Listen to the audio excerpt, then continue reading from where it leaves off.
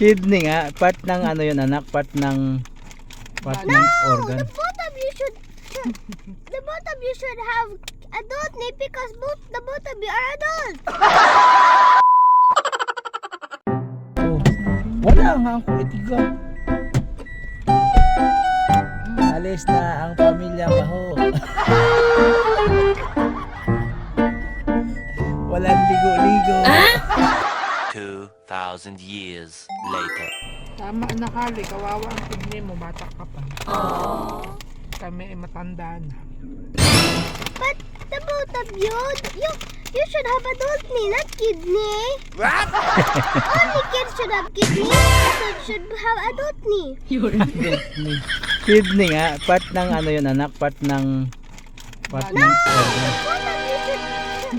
The both of you should have adult name because the both of you are adult. Adult ni? Di pala kidney. Bago pala yung word na yun, adult ni, not kidney. Kidney. Adult ni. Adult ni.